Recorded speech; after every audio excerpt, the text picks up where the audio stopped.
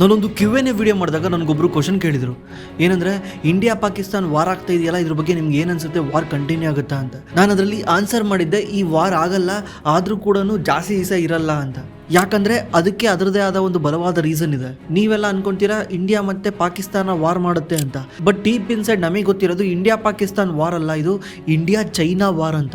ಇದ್ರ ಬಗ್ಗೆ ಎವಿಡೆನ್ಸ್ ಕೂಡ ಸಿಕ್ಕಿದಾವೆ. ಆಮೇಲೆ ಈ ವಿಷಯ ಗೊತ್ತಿರೋರಿಗೆ ಮುಂಚೆನೇ ಗೊತ್ತಿತ್ತು ಈ ವಾರ್ ಜಾಸ್ತಿ ದಿವಸ ನಡೆಯಲ್ಲ ಅಂತ. ಬಟ್ ವಾರ್ ಸ್ಟಾರ್ಟ್ ಆದಾಗ ಸ್ಟಾಕ್ ಮಾರ್ಕೆಟ್ ಅಷ್ಟೊಂದು ರಿಯಾಕ್ಟ್ ಮಾಡಲಿಲ್ಲ. ಯಾಕಂದರೆ ಸ್ಟಾಕ್ ಮಾರ್ಕೆಟ್ ಕೂಡ ಇದನ್ನು ಅಷ್ಟು ಸೀರಿಯಸ್ ಆಗಿ ತಗೊಂಡಿರಲಿಲ್ಲ. ಯಾವಾಗ ಮತ್ತೆ ಪಾಕಿಸ್ತಾನ ರಿಯಾಕ್ಟ್ ಮಾಡಕ್ಕೆ ಸ್ಟಾರ್ಟ್ ಮಾಡ್ತು, ಅವಾಗ ಜಸ್ಟ್ ಒಂದು 200 ಪಾಯಿಂಟ್ ನಿಫ್ಟಿ ಬೀಳಕ್ಕೆ ಸ್ಟಾರ್ಟ್ ಆಯಿತು. ಬಟ್ ರಿಯಲ್ ಪ್ಯಾನಿಕ್ ಕಂಡೇ ಇಲ್ಲ. ರಿಯಲ್ ಪ್ಯಾನಿಕ್ ಅಂದರೆ 1000 ಪಾಯಿಂಟು 500 ಪಾಯಿಂಟು ನಿಫ್ಟಿ ಕೆಳಗೆ ಬೀಳೋದು ಒಂದೊಂದೇ ದಿವಸಕ್ಕೆ. ಯಾಕಂದರೆ ಜನಗಳು ಪ್ಯಾನಿಕ್ ಆಗಿಬಿಟ್ಟಿದ್ದಾರೆ, ಏನಾಗುತ್ತೆ ನಾಳೆ ಅಂತ ಗೊತ್ತಿಲ್ಲದಾಗ ಆ ಥರ ಆಗುತ್ತೆ. ಬಟ್ ಮಾರ್ಕೆಟಿಗೆ ಗೊತ್ತಿತ್ತು ವಾರ್ ಆಗಲ್ಲ ಅಂತ, ಅದಕ್ಕೆ ಮಾರ್ಕೆಟ್ ಕೂಡ ರಿಯಾಕ್ಟ್ ಮಾಡಿಲ್ಲ. ಹಾಗಿದ್ರೆ ಈ ಮಾರ್ಕೆಟ್ಗೆ ಅಂಥದ್ದೇನು ಗೊತ್ತಿತ್ತು, ಈವನ್ ನಮಗೂ ಕೂಡ ಅಂಥದ್ದೇನು ಗೊತ್ತಿತ್ತು ಈ ವಾರ್ ಅಷ್ಟು ದಿವಸ ಕಂಟಿನ್ಯೂ ಆಗಲ್ಲ ಅಂತ ಹೇಳಕ್ಕೆ.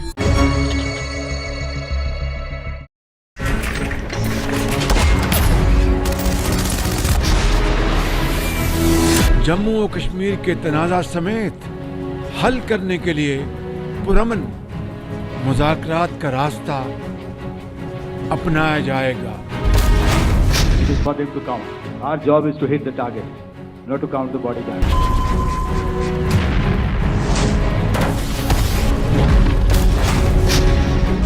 Operation Sindoor is India's military response to the Pahalgam terror attack. The operation was focused, measured and non-escalating. ನಿಮ್ಗೆ ಇದರಲ್ಲಿ ತುಂಬ ಜನಕ್ಕೂ ಗೊತ್ತಿರುತ್ತೆ, ಇದು ಇಂಡಿಯಾ ಮತ್ತು ಪಾಕಿಸ್ತಾನ್ ವಾರ್ ಅಲ್ಲ, ಇದು ಇಂಡಿಯಾ ಮತ್ತು ಚೈನಾ ವಾರ್ ಅಂತ. ಯಾಕಂದರೆ ನಮಗೆಲ್ಲ ಗೊತ್ತು ಪಾಕಿಸ್ತಾನ ಯಾವ ರೀತಿ ಗುಲಾಮ ಕಂಟ್ರಿ ಫಾರ್ ಚೈನಾ ಅಂತ. ಪಾಕಿಸ್ತಾನ ಯೂಸ್ ಮಾಡೋ 60% ವೆಪನ್ನ ಚೈನಾನೇ ಕೊಟ್ಟಿರೋದು. ಪಾಕಿಸ್ತಾನಕ್ಕೆ 1,00,000 ಕೋಟಿಯಷ್ಟು ಸಾಲ ಈ ಚೈನಾ ಕೊಟ್ಟಿದೆ. ಈ ಚೈನಾಗೆ ಪಾಕಿಸ್ತಾನ ಮೇಲೆ ಯಾಕಿಷ್ಟು ಲವ್? ಇದು ಇವತ್ತಿಂದು ನೆನ್ನೆದು ಅಲ್ಲ, ಇದು 1963ರಿಂದನೂ ಕಂಟಿನ್ಯೂ ಆಗ್ತಾ ಬಂದಿದೆ. 1965ರಲ್ಲಿ ಇಂಡಿಯಾ ಪಾಕಿಸ್ತಾನ್ ವಾರ್ ಆಗುತ್ತೆ. ಆ ವಾರ್ ಟೈಮಲ್ಲಿ ಚೈನಾ ಪಾಕಿಸ್ತಾನ್ಗೆ ಸಪೋರ್ಟ್ ಮಾಡುತ್ತೆ, ಡೈರೆಕ್ಟ್ ಆಗಲ್ಲ, ಇಂಡೈರೆಕ್ಟ್ ಆಗಿ. ಹೆಂಗಂದ್ರೆ ನೀವು ಮ್ಯಾಪಲ್ಲಿ ನೋಡಿರ್ಬೋದು ಪಾಕಿಸ್ತಾನ ಎಲ್ಲಿ ಬರುತ್ತೆ, ಚೈನಾ ಎಲ್ಲಿ ಬರುತ್ತೆ ಅಂತ. ಈ ಸೈಡಲ್ಲಿ ನಮ್ಮ ಇಂಡಿಯಾ ಪಾಕಿಸ್ತಾನ ಮೇಲೆ ಅಟ್ಯಾಕ್ ಮಾಡ್ತಾ ಇದ್ರೆ, ಆ ಸೈಡಲ್ಲಿ ಚೈನಾ ಅವ್ರ ಆರ್ಮಿನ ಬಿಟ್ಬಿಟ್ಟು ನಮ್ಮ ಇಂಡಿಯಾ ಚೈನಾ ಗಡಿನಲ್ಲಿ ಫೈಟ್ ಮಾಡಿಸ್ತಿದ್ದ. ಇವಾಗ ಏನಾಗುತ್ತೆ, ಇಂಡಿಯಾ ಒಂದು ಕಡೆ ಫೋಕಸ್ ಮಾಡೋಕ್ಕಾಗಲ್ಲ, ಇಂಡಿಯಾ ಪಾಕಿಸ್ತಾನ ಕಡೆನೂ ಫೋಕಸ್ ಮಾಡಬೇಕು, ಚೈನಾ ಕಡೆನೂ ಫೋಕಸ್ ಮಾಡಬೇಕು. ಅವಾಗ ಏನಾಗುತ್ತೆ, ಇಂಡಿಯಾದು ಫೋಕಸ್ ಕಮ್ಮಿ ಆಗುತ್ತೆ, ಪಾಕಿಸ್ತಾನ ಸ್ಟ್ರಾಂಗ್ ಆಗಲಿ ಅಂತ ಚೈನಾ ಆ ಥರ ಮಾಡ್ತಿದ್ದ. ಬಟ್ ಆದರೆ ಆ ಯುದ್ಧದಲ್ಲಿ ಇಂಡಿಯಾ ವಿನ್ ಆಗುತ್ತೆ. ಅದೇ ರೀತಿ 1971ರಲ್ಲಿ ಇಂಡಿಯಾ ಪಾಕಿಸ್ತಾನ್ ಮತ್ತೆ ವಾರ್ ಆಗುತ್ತೆ. ಯಾಕಂದರೆ ಬಾಂಗ್ಲಾದೇಶನ ಸಪ್ರೇಟ್ ಮಾಡಬೇಕಂತ. ಬಾಂಗ್ಲಾದೇಶನ ಸಪ್ರೇಟ್ ಮಾಡೋಕ್ಕೋಸ್ಕರ ಇಂಡಿಯಾ ಮತ್ತು ಪಾಕಿಸ್ತಾನ್ ಮತ್ತೆ ಫೈಟ್ ಮಾಡುತ್ತೆ. ಆಗ ಚೈನಾ ಡೈರೆಕ್ಟ್ಲಿ ಇನ್ವಾಲ್ವ್ಮೆಂಟ್ನ ತೋರಿಸಲ್ಲ, ಯಾಕಂದರೆ ಚೈನಾದಲ್ಲಿ ಅವನದೇ ಆದ ಪ್ರಾಬ್ಲಮ್ ನಡೀತಿರುತ್ತೆ. ಆ ಟೈಮಲ್ಲಿ ಅಮೆರಿಕದ ಪ್ರೆಸಿಡೆಂಟ್ ಆಗಿದ್ದ ರಿಚರ್ಡ್ ನಿಕ್ಸನ್ ಚೈನಾಗೆ ವಿಸಿಟ್ ಮಾಡ್ತಿರ್ತಾರೆ. ಇದರಿಂದ ಚೈನಾ ಅಷ್ಟೊಂದು ಆ ಕಡೆ ಫೋಕಸ್ ಮಾಡಲ್ಲ.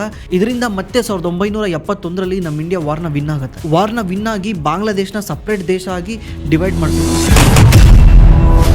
1971, a new nation is born. How a cry of anguish made India help set a nation free. How a mighty set of heroes achieved India's greatest military victory.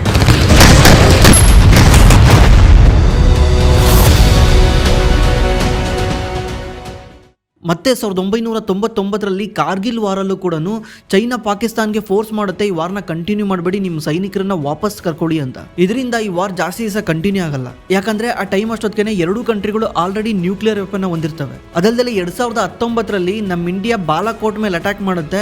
Attack ಮಾಡಿ ಅದೆಲ್ಲ ಆಗಿರೋದು ನಿಮಗೂ ಗೊತ್ತಿದೆ. ಆ ಟೈಮಲ್ಲಿ ನಮ್ಮ ಇಂಡಿಯಾ ವರ್ಲ್ಡ್ಗೆ ಏನು ಫೋರ್ಸ್ ಮಾಡಿತ್ತು ಅಂದರೆ, ಈ ಜೈಷೆ ಮೊಹಮ್ಮದ್ ಟೆರರಿಸ್ಟ್ ಆರ್ಗನೈಸೇಷನ್ ಇದೆಯಲ್ಲ, ಅದ್ರ ಫೌಂಡರು ಮಸೂದ್ ಅಜರ್ನ ನೀವು ಬ್ಲಾಕ್ ಲಿಸ್ಟ್ ಮಾಡಬೇಕು, ಟೆರರಿಸ್ಟ್ ಆರ್ಗನೈಸೇಷನ್ ಅಂತ ವರ್ಲ್ಡ್ ಲೆವೆಲಲ್ಲಿ ಅನೌನ್ಸ್ ಮಾಡಬೇಕು ಅಂತ ತುಂಬಾ ಪ್ರೆಷರ್ ಮಾಡುತ್ತೆ. ಆ ಟೈಮಲ್ಲಿ ಚೈನಾ ಇದನ್ನ ಒಪ್ಕೊಳ್ಳೋದೇ ಇಲ್ಲ. ಚೈನಾ ತುಂಬಾ ಫೋರ್ಸ್ ಮಾಡ್ತಿರುತ್ತೆ, ಇಲ್ಲ ನೀವು ಇನ್ನೂ ಎವಿಡೆನ್ಸ್ ಕೊಡಿ, ನಾವು ಇಷ್ಟು ಬೇಗ ಒಪ್ಕೊಳಕ್ ಆಗಲ್ಲ ಅಂತ ವರ್ಲ್ಡ್ ಮುಂದೆ ತಗೊಂಡೋಗಿ ಫೋರ್ಸ್ ಮಾಡ್ತಿರುತ್ತೆ. ಬಟ್ ಫ್ರಾನ್ಸ್ ಮತ್ತೆ USA ಪ್ರೆಷರ್ ಇಂದ ಚೈನಾ ಅವಾಗ ಒಪ್ಕೊಂಡು ಈ ಜೈಷೆ ಮೊಹಮ್ಮದ್ ನ ಟೆರರಿಸ್ಟ್ ಆರ್ಗನೈಸೇಷನ್ ಅಂತ UN ಅಂಡರ್ ಅಲ್ಲಿ ಲಿಸ್ಟ್ ಮಾಡಿಸ್ತಾರೆ. ಈಗ ಮತ್ತೆ ರೀಸೆಂಟ್ಲಿ ಆಗಿರೋ ವಾರಲ್ಲಿ ನಮ್ಮ ಖುದ್ದು ಆರ್ಮಿ ಆಫೀಸರ್ಗಳು ಹೇಳೋ ಪ್ರಕಾರ ಪಾಕಿಸ್ತಾನ ಈ ಚೈನೀಸ್ ಮಿಸೈಲ್ಗಳನ್ನ ಯೂಸ್ ಮಾಡ್ತಾ ಇದ್ದ ಅಂತ. ಆಮೇಲೆ US ಇಂಟೆಲಿಜೆನ್ಸ್ ರಿಪೋರ್ಟ್ ಹೇಳೋ ಪ್ರಕಾರ ಪಾಕಿಸ್ತಾನ ಹತ್ರ ಚೈನಾದು ಏರ್ ಕ್ರಾಫ್ಟ್ ಸಿಕ್ಕಿದಾವೆ. ಚೈನೀಸ್ ಏರ್ಕ್ರಾಫ್ಟ್ನ ಬೈ ಮಾಡೋದು ಬೇರೆ, ಖುದ್ದು ಚೈನೀಸ್ ಏರ್ಕ್ರಾಫ್ಟೇ ಪಾಕಿಸ್ತಾನ ಹತ್ರ ಸಿಕ್ಕಿದಾವೆ. ಅಂದರೆ ಮೇ ಬಿ ಚೈನಾಯಿಂದ ಪಾಕಿಸ್ತಾನಕ್ಕೆ ತನ್ನ ಏರ್ಕ್ರಾಫ್ಟ್ನ ಕಳಿಸಿದೆ, ಪಾಕಿಸ್ತಾನ ಯುದ್ಧ ಮಾಡಲಿ ಅಂತ. ನಿಮ್ಗಿಲ್ಲಿ ಗೊತ್ತಾಗ್ತಾ ಇದೆ ಚೈನಾ ಯಾವ ರೀತಿ ಪಾಕಿಸ್ತಾನಿಗೆ ಸಪೋರ್ಟ್ ಮಾಡ್ತಿದ್ದಾನೆ. ಒಂಥರ ಇವರಿಬ್ರದ್ದು ಗಂಡ ಹೆಂಡತಿ ಸಂಬಂಧ ಆಗ್ಬಿಟ್ಟಿದೆ, ಒಬ್ರನ್ನೊಬ್ರು ಬಿಟ್ಟಿರೋಕ್ಕಾಗ್ತಾ ಇಲ್ಲ. ಆಮೇಲೆ ನಿಮಗೂ ಕೂಡ ಗೊತ್ತಿದೆ ಚೈನಾ ಪುಕ್ಷಟೆ ಏನು ಕೆಲಸ ಮಾಡೋದೇ ಇಲ್ಲ, ಪುಕ್ಷಟೆ ಜಗತ್ತಿನ ಮುಂದೆ ಅವನು ಯಾರ ಮೇಲೂ ಸ್ನೇಹ ಬೆಳೆಸ್ಕೊಳೋದೇ ಇಲ್ಲ. ಜಗತ್ತಲ್ಲಿ ಯಾರ್ಯಾರು ಸ್ನೇಹಿತರಲ್ಲ, ಯಾರ್ಯಾರು ವಿಲನ್ ಅಲ್ಲ, ಎಲ್ಲಾನು ವ್ಯಾಪಾರ. ಅದೇ ರೀತಿನೇ ಚೈನಾ ಮತ್ತು ಪಾಕಿಸ್ತಾನದ ಮಧ್ಯದಲ್ಲಿರೋದು ಜಸ್ಟ್ ವ್ಯಾಪಾರ, ಇದು ಯಾವುದೇ ರೀತಿ ಸ್ನೇಹ ಪ್ರೀತಿ ಅಲ್ವೇ ಅಲ್ಲ. ಹಾಗಿದ್ರೆ ಅದೇನದು ವ್ಯಾಪಾರ? ಇದು ಸ್ಟಾರ್ಟ್ ಆಗೋದು 1963.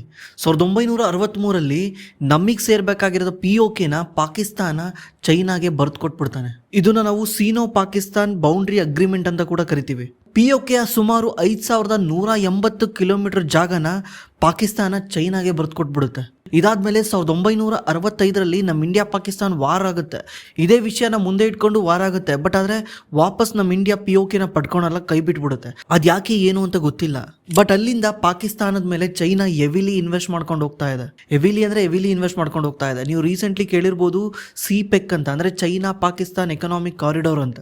ಇದೇನು ಮಾಡುತ್ತೆ, POK ಇಂದ ಚೈನಾದ ಸಿಂಗ್ಜಾನ್ ಪ್ರಾವಿನ್ಸಿಗೆ ಕನೆಕ್ಟ್ ಮಾಡುತ್ತೆ, ಮತ್ತೆ ಈ POK ಇಂದ ವಾಪಸ್ಸು ಈ ಗ್ವಾದರ್ ಪೋರ್ಟಿಗೆ ಕನೆಕ್ಟ್ ಮಾಡುತ್ತೆ. ಚೈನಾ ಏನು ಮಾಡ್ತಾ ಇದೆ, ಚೈನಾ ಇಲ್ಲಿ ಹೊಸ ರೂಟ್ನೇ ಹುಟ್ಟಾಕ್ತಾ ಇದೆ. ನೀವಿಲ್ಲಿ ನೋಡಿದ್ರೆ ಇಲ್ಲೊಂದು ರೂಟ್ ಬರುತ್ತೆ, ಇದನ್ನು ಸ್ಟ್ರೈಟ್ ಆಫ್ ಮಲಾಕಾ ಅಂತ ಕರೀತಾರೆ. ಇದು ಮಲೇಷಿಯಾ ಮತ್ತು ಸಿಂಗಾಪುರ್ ಮಧ್ಯದಲ್ಲಿ ಬರುತ್ತೆ. ಇದರಿಂದನೇ ಚೈನಾದ್ದು ಎಂಟೈರ್ ಟ್ರೇಡ್ ನಡೆಯೋದು. ಚೈನಾ ಮಾತ್ರ ಅಲ್ಲ, ಮಲೇಷಿಯಾ, ಸಿಂಗಾಪುರ್, ಇಂಡೋನೇಷ್ಯಾ ಇದೆಲ್ಲದ್ರದ್ದು ಟ್ರೇಡು ಇಲ್ಲಿಂದನೇ ನಡೆಯೋದು. ಜಗತ್ತಿನ 30% ಟ್ರೇಡು ಇದೇ ರೂಟಲ್ಲಿ ನಡೆಯುತ್ತೆ. ಇದರಲ್ಲಿ ಸುಮಾರು 94,000 ಶಿಪ್ಗಳು ಓಡಾಡ್ತವೆ. ಇದತ್ರನೇ ನಮ್ಮ ಇಂಡಿಯಾದು ಪೋರ್ಟ್ ಬ್ಲೇರ್ ಇದೆ. ಪೋರ್ಟ್ ಬ್ಲೇರ್ ಅಂದರೆ ಅಂಡಮಾನ್ ನಿಕೋಬಾರ್. ಈ ಪೋರ್ಟ್ ಬ್ಲೇರ್ ನೇಮ್ನ ಇವಾಗ ಚೇಂಜ್ ಮಾಡಿದ್ದಾರೆ. ನಮ್ಮ ಇಂಡಿಯಾದು ಎಂಟೈರ್ ನೇವಿ ಇಲ್ಲೇ ಇದೆ. ಏನಾದರೂ ಸ್ವಲ್ಪ ಚೈನಾ ಗಾಂಚಲಿ ಮಾಡಿದ್ರೆ ನಾವು ಈ ರೂಟ್ನೇ ಬ್ಲಾಕ್ ಮಾಡ್ಬೋದು. ಒನ್ಸ್ ಇಲ್ಲಿ ಬ್ಲಾಕ್ ಮಾಡಿಬಿಟ್ರೆ ಎಂಟೈರ್ ಚೈನಾದು ಇಂಪೋರ್ಟ್ ಎಕ್ಸ್ಪೋರ್ಟೇ ಸ್ಟಾಪ್ ಆಗಿ ಹೋಗ್ಬಿಡುತ್ತೆ. ಯಾಕಂದರೆ ಈ ಸ್ಟ್ರೈಟ್ ಆಫ್ ಮಲಾಕಾ ಇದೆಯಲ್ಲ, ಈ ಸ್ಟ್ರೈಟ್ ಆಫ್ ಮಲಾಕಾಗೆ ಅಡುಗು ಬರೋದೇನೆ ಈ ರೆಡ್ ಸಿಯಿಂದ. ಈ ರೆಡ್ ಸಿ ಎಷ್ಟು ಇಂಪಾರ್ಟೆಂಟ್ ಅಂದರೆ, ಈ ರೆಡ್ ಸಿ ಥ್ರೂ ಒಂದು ದಾರಿ ಬರುತ್ತೆ, ಅದನ್ನು ಸುವೇಸ್ ಕೆನಾಲ್ ಅಂತಾರೆ. ಅದು ತುಂಬ ಸಣ್ಣದಿದೆ. ಅದ್ರ ಥ್ರೂನೇ ನಮ್ಮ ಏಷ್ಯನ್ ಕಂಟ್ರಿಗಳು, ಈವನ್ ನಮ್ಮ ಇಂಡಿಯಾ ಕೂಡ ಯುರೋಪ್ಗೆ ಏನಾದರೂ ಸೆಲ್ ಮಾಡಬೇಕು, ಯುರೋಪಿಂದ ಏನಾದರೂ ಟ್ರೇಡ್ ಮಾಡಬೇಕಂದ್ರೆ ಇದ್ರ ಥ್ರೂನೇ ನಡೆಯೋದು. ಎಂಟೈರ್ ಯುರೋಪ್ನ ಇದ್ರ ಥ್ರೂನೇ ಕನೆಕ್ಟ್ ಮಾಡೋಕ್ಕಾಗುತ್ತೆ. ಇದ್ರ ಥ್ರೂ ಬಿಟ್ಬಿಟ್ಟು ಕನೆಕ್ಟ್ ಮಾಡ್ಬೋದು, ಅದು ಭಯಂಕರ ದೂರ ಆಗುತ್ತೆ. ಅದಕ್ಕೇ ತುಂಬ ಕಂಟ್ರಿಗಳು ಇದೇ ರೂಟ್ನ ಯೂಸ್ ಮಾಡ್ತಾರೆ. ಇದರಿಂದ ನೀವು ಯುರೋಪ್ನ ಕನೆಕ್ಟ್ ಮಾಡ್ಬೋದು, ಸೌದಿ ಅರೇಬಿಯಾನ ಕನೆಕ್ಟ್ ಮಾಡ್ಬೋದು, ಆಫ್ರಿಕಾ ಖಂಡನ ಕನೆಕ್ಟ್ ಮಾಡ್ಬೋದು. ಪ್ರತಿಯೊಂದು ನೀವು ಇದೇ ರೂಟಿಂದ ಕನೆಕ್ಟ್ ಮಾಡ್ಬೋದು. ಅದಕ್ಕೇ ಈ ರೂಟಲ್ಲೇ ಜಾಸ್ತಿ ಟ್ರೇಡಿಂಗ್ ನಡೆಯುತ್ತೆ. ಈ ಚೈನಾದೇನಾದರೂ ಐಟಮು ಯುರೋಪ್ಗೆ, ಸೌದಿ ಅರೇಬಿಯಾಗೆ ಅಥವಾ ಆಫ್ರಿಕಾ ಕಳಿಸ್ಬೇಕಂದ್ರೆ ಇದೇ ರೂಟಲ್ಲಿ ಹೋಗ್ಬೇಕಾಗುತ್ತೆ. ನಮ್ಮ ಇಂಡಿಯಾ ಅಥವಾ ಅಮೆರಿಕಾ ಇಲ್ಲಿ ಸ್ಟ್ರೈಟ್ ಆಫ್ ಮಲಾಕಾನ ಬ್ಲಾಕ್ ಮಾಡಿಬಿಟ್ಟಿದೆ. ಈಗ ರೆಡ್ ಸಿಯಿಂದ ಬಂದಿರೋ ಐಟಮ್ಗಳು ಚೈನಾ ಒಂದು ದೇಶಕ್ಕೆ ಹೆಂಗೆ ತಗೊಂಡು ಹೋಗ್ತಾನೆ? ಯಾಕಂದರೆ ಇಲ್ಲಿ ಬ್ಲಾಕ್ ಆಗಿಬಿಟ್ಟಿದೆ. ಅಕಸ್ಮಾತ್ ಯುದ್ಧ ಗಿದ್ದ ಅಂತ ಸಂದರ್ಭದಲ್ಲಿ ಇದು ಬ್ಲಾಕ್ ಆಗಿಬಿಟ್ಟಿದೆ. ಅವಾಗ ಹೆಂಗೆ ತಗೊಂಡು ಹೋಗ್ತಾನೆ? ಈ ರೆಡ್ ಸಿನ ಬ್ಲಾಕ್ ಮಾಡೋಕ್ಕಾಗಲ್ಲ. ಯಾಕಂದರೆ ಜಿಬೂಟಿನಲ್ಲಿ ಚೈನಾದೇ ಒಂದು ಮಿಲಿಟ್ರಿ ಕ್ಯಾಂಪ್ ಇದೆ. ಚೈನಾ ಮಿಲಿಟ್ರಿ ಅಲ್ಲಿರ್ತಾರೆ. ಇದರಿಂದ ನೀವು ಈ ರೂಟ್ನ ಬ್ಲಾಕ್ ಮಾಡೋಕ್ಕಾಗಲ್ಲ. ಮ್ಯಾಕ್ಸಿಮಮ್ ಮಾಡಿದ್ರೆ ಈ ರೂಟ್ನ ಬ್ಲಾಕ್ ಮಾಡ್ಬೋದು, ಸ್ಟ್ರೈಟ್ ಆಫ್ ಮಲಾಕಾನ.